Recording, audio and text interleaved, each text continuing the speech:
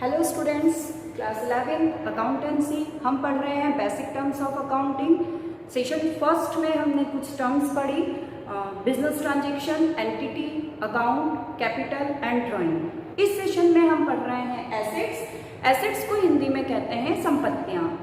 Assets और संपत्ति word को सुन करके आपको सिंपल फॉर्म में कुछ समझ में आता है कि हाँ, सारी कीमती चीजें है ना, वैल्यूएबल थिंग्स। अगर मैं आपसे पूछूं कि आपके पास वैल्यूएबल थिंग्स क्या क्या हैं, तो आप बताएंगे कि हाँ मैम, हमारे पास घर है ना, हमारी कार है, हमारे रूम में एसी है, हमारे पास मोबाइल है, लैपटॉप है। तो ये सब क्या है?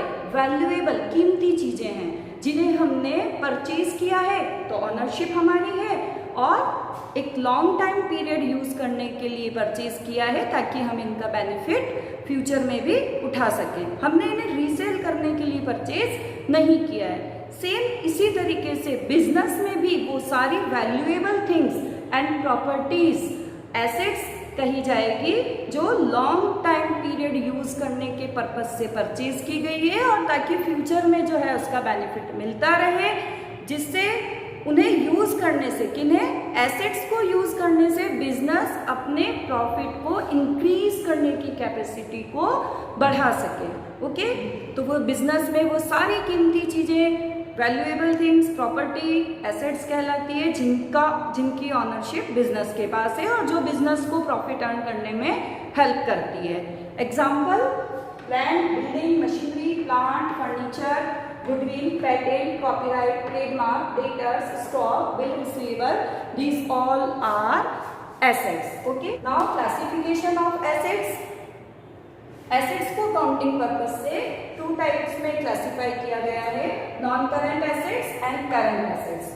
नॉन करंट एसेट्स मींस ऐसी एसेट्स जो करंट एसेट्स नहीं है, या सिंपल वर्ड्स में हम कहें जो एक साल मीन्स 1 अकाउंटिंग ईयर से ज़्यादा टाइम पीरियड के लिए यूज की जानी है और जिसका बेनिफिट जो है फ्यूचर तक उठाया जाना है।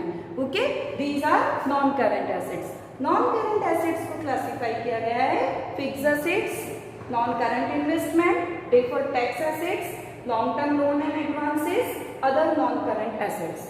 फर्स्ट, फिक्स एसेट्स, ऐसी एसेट्स जो मूवेबल नहीं है, फिक्स्ड है। ओके, जिन्हें परचेज किया है और बिजनेस में long term point of view से परचेज किया गया है, बिजनेस में रखा जाएगा और उन्हें यूज करने से आपका प्रॉफिट जो है वो क्या होगा? इंक्रीज होता जाएगा। बिजनेस में भी ऐसी चीजें है ना जिन्हें आपने परचेज किया है बट सेल करने के लिए नहीं परचेज किया है, उन्हें लॉन्ग टर्म पीरियड में यूज करने के लिए परचेज किया है ताकि हमें प्रॉफिट अर्न करने में हेल्प हो सके। ओके, तो वो कहलाएगी आपकी फिक्स एसेट्स। फिक्स एसेट्स जो है फिक्स एसेट्स जो है वो 4 टाइप से है: tangible assets, intangible assets, capital work in progress, intangible assets under development. Okay, tangible assets means वो सारी एसेट्स जिन्हें हम देख सकते हैं, जिन्हें हम छू सकते हैं। We can see and we can touch these assets. Okay, like land आप देख सकते हो, बिल्डिंग, मशीनरी, प्लांट, फर्नीचर, है ना, इन्हें आप देख सकते हो। तो ये सब कौन सी एसेट्स है? Tangible assets. इनटेंजिबल एसेट्स, ऐसी एसेट्स जिन्हें हम देख नहीं सकते हैं और जिन्हें हम छू नहीं सकते हैं, है ना। We can't see and we can't touch these assets. So goodwill, patent, copyright, trademark, these are intangible assets. एक एग्जांपल जैसे गुडविल आपके लिए नया वर्ड है। गुडविल क्या है? आपके बिजनेस कितना फेमस है ना, तो वो भी क्या है? उस बिजनेस की एसेट्स है। कौन सी एसेट्स है? इनटेंजिबल, क्योंकि हम बिजनेस कितना ज्यादा फेमस है तो उसे हम देख नहीं सकते हैं बट उसको हम मनी में वैल्यूएट कर सकते हैं। Okay, so goodwill is intangible assets. Capital work in progress. Okay, ऐसी टेंजिबल एसेट्स जो अभी कंस्ट्रक्शन प्रोसेस में है वो किस हेड में आएगी? Capital work in progress. जैसे बिल्डिंग, आपकी बिल्डिंग अभी बन रही है, कंस्ट्रक्शन वर्क आपका चल रहा है, तो वो बिल्डिंग कंप्लीट नहीं हुई है। अगर बिल्डिंग बनके कंप्लीट हो जाती है तो वो आएगी टेंजिबल एसेट्स में, लेकिन बिल्डिंग का काम अभी चल रहा है तो वो किस हेड में आएगी? Capital work in progress. Intangible assets under development, है ना, प्रोसेस में है ना। जैसे पेटेंट हुआ आपका, अब आपने कोई आपका न्यू फॉर्मूला या आपका कोई न्यू सॉफ्टवेयर या कोई न्यू प्रोडक्ट है जिसका आपने पेटेंट करवाया है, तो वो प्रोसेस में है अभी। ओके, तो ऐसी इंटेंजिबल एसेट्स जो अभी प्रोसेस में है वो किस हेड में आएगी? Intangible assets under development. Yes, now non current investment, ऐसे इन्वेस्टमेंट जिन्हें बिजनेस ने परचेज किया है रीसेल करने के लिए नहीं, 1 साल से ज्यादा टाइम पीरियड तक अपने पास रखने के लिए, वो इन्वेस्टमेंट क्या कहलाएंगे? आपके non current investment. Okay, deferred tax assets है ना, जब आपकी अकाउंटिंग इनकम टैक्सेबल इनकम से कम होती है तो कौन सी एसेट्स जो है क्रिएट होती है? Deferred tax assets. इसे आप 12th में कंपनी वाले चैप्टर में डिटेल में पढ़ें, समझेंगे। Long term loan and advances, ऐसे लोन एंड एडवांसेस जिन्हें हमने किसी को दिए हैं, आपने किसी को लोन दिया है लेकिन वो 1 साल से ज्यादा टाइम पीरियड के लिए, यानी आपको जो रीपेमेंट मिलेगा वो 1 साल के बाद मिलेगा। ठीक है, तो जो 1 साल से ज्यादा टाइम पीरियड के लिए हमने लोन एंड एडवांसेस दिए हैं वो आपके long term loan and advances में आएगा। अदर नॉन करंट एसेट्स, ध्यान देना, अदर नॉन करंट एसेट्स, ऐसी एसेट्स जो इन सब हेडिंग में नहीं आती है वो किस में आएगी? अदर नॉन करंट एसेट्स, जैसे long term trade receivable. Okay, now current assets. Current assets को अगर हम सिंपल वर्ड में पढ़ें तो ऐसी एसेट्स जो with in accounting year means with in 12 month आपकी कैश में कन्वर्ट हो जाती है। कैश में कन्वर्ट होना, जैसे एक छोटा सा एग्जांपल देती हूँ, आपके पास 5000 का स्टॉक रखा हुआ है, क्लोजिंग स्टॉक है ना, यानी साल के एंड में आपका क्लोजिंग स्टॉक था 5000। अब आप न्यू सेशन में क्या करेंगे? सबसे पहले उसी स्टॉक को सेल करेंगे ना, तो वो क्लोजिंग स्टॉक जो है वो न्यू सेशन में आप उसे सेल करेंगे तो किस में कन्वर्ट हो जाएगा? कैश में, है ना। तो क्लोजिंग स्टॉक भी किस में आया? आपका करंट एसेट्स में। तो ये सारी वो एसेट्स है जो आपके विद इन अकाउंटिंग ईयर आपके कैश में कन्वर्ट हो जाती है, जैसे करंट इन्वेस्टमेंट, इन्वेंट्रीज जिसे स्टॉक कहते हैं, trade receivable, cash and cash equivalent. Trade receivable मैंने आपको बताया debtors and bill receivable. Okay, cash and cash equivalent, cash तो एक जैसा नहीं रहता है ना, चेंज होता रहता है। कैश इक्विवेलेंट बैंक बैलेंस हुआ, मार्केटेबल सिक्योरिटीज हुई।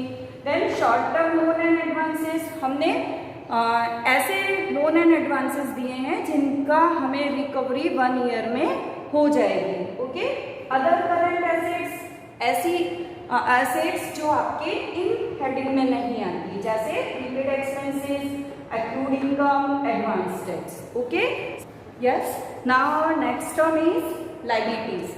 लायबिलिटीज को हिंदी में कहते हैं दायित्व, मीन्स वो अमाउंट जो बिजनेस को चुकाना है ना, बिजनेस को लोगों को देना बाकी है। अब हम यहाँ अगर बात करें कि बिजनेस को किन्हें देना होता है, किसे चुकाना होता है, तो देखो, एक तो जो उसके ऑनर ने पैसा लगाया है, तो ऑनर को कब वो पेबल, ऑनर का जो अमाउंट है वो बिजनेस के लिए कब पेबल होगा? जब ऑनर बिजनेस वाइंड अप करेगा, बिजनेस बंद करेगा, तब बिजनेस की रिस्पॉन्सिबिलिटी है कि ऑनर ने जितना अमाउंट इन्वेस्ट किया था वो उसे रीपेबल पे करे। ओके, इसीलिए हम कैपिटल को क्या कहते हैं?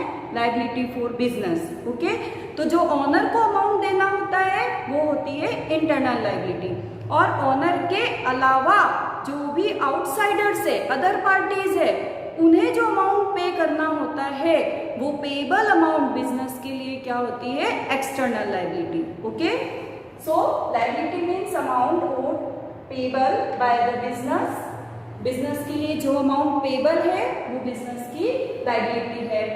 किस किस को पेबल है? इंटरनल ऑनर को और आउटसाइडर्स को। तो ऑनर को जो पेबल अमाउंट है वो होगा इंटरनल लायबिलिटी, और जो आउटसाइडर्स को पेबल अमाउंट है वो होगा external liability. Example, creditors, bank loan, trade payable, these all are liabilities. Now classification of liabilities. So classified in non-current liabilities and current liabilities. Non-current liability, ऐसी liability जो current liability नहीं है। Simple words में कहें तो ऐसी जो आपके 1 ईयर के बाद जो है आपको, 1 ईयर मीन्स अकाउंटिंग ईयर के बाद जो है आपको पे करनी होती है ना, वो अमाउंट जो 1 ईयर के बाद पेबल है वो आपकी किस में आएगी, नॉन करंट लायबिलिटीज में। इन हेस्टी में 4 हेडिंग्स में दिखाया जाता है, long term borrowings, deferred tax liability, other long term liabilities, long term provisions. First, long term borrowings. अगर बिजनेस ने बैंक से या किसी फाइनेंशियल इंस्टीट्यूशन से लोन लिया है और उसका रीपेमेंट आफ्टर 1 ईयर है ना करना है, उसका रीपेमेंट 1 साल के बाद यानी अकाउंटिंग ईयर है ना, जिस डेट से आपने लोन लिया है उसके 12 मंथ के बाद अगर आपको रीपेमेंट करना है तो वो किस हेडिंग में आएगा, लॉन्ग टर्म बोरोइंग में। ओके, क्योंकि वो लॉन्ग टाइम पीरियड के लिए आपने लोन ले रखा है। Next, deferred tax liability. अगर आपकी अकाउंटिंग इनकम टैक्सेबल इनकम से ज्यादा आती है तो वो किस हेड में आती है, डेफर्ड टैक्स लायबिलिटी में।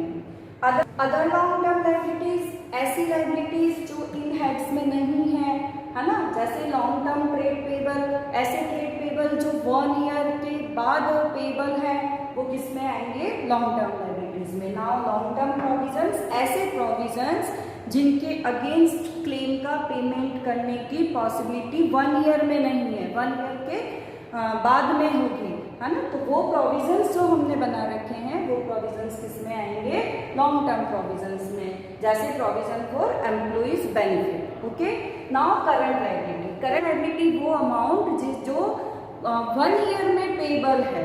ओके, यानी हमें उनका पेमेंट किस में करना है, 1 साल के अंदर करना है, बैलेंस शीट की 1 साल के अंदर अंदर हमें उस अमाउंट का पेमेंट करना है। सो करंट लायबिलिटीज जो है वो इन हेड्स में है, short term borrowing, trade payable, other current liabilities, short term provisions. Short term borrowing, अगर आपने किसी से लोन लिया है और उसको 1 साल के अंदर आपको वापस पेमेंट करना है तो वो किसमें आ जाएगा, शॉर्ट टर्म बोरोइंग में। ट्रेड पेबल में हम क्रेडिटर्स और बेस पेबल को लेते हैं। अदर करंट लायबिलिटीज है ना, जो ऐसी लायबिलिटीज जो इन करंट लायबिलिटीज के हेडिंग में नहीं है, means outstanding expenses, unearned income. Okay, short term provisions, ऐसे प्रोविजंस जिनके अगेंस्ट क्लेम है ना वो 1 ईयर में होने की पॉसिबिलिटी है और हमें उनका पेमेंट करना होगा, तो वो आएगा आपका शॉर्ट टर्म प्रोविजंस में। Provision for doubtful debts. Okay,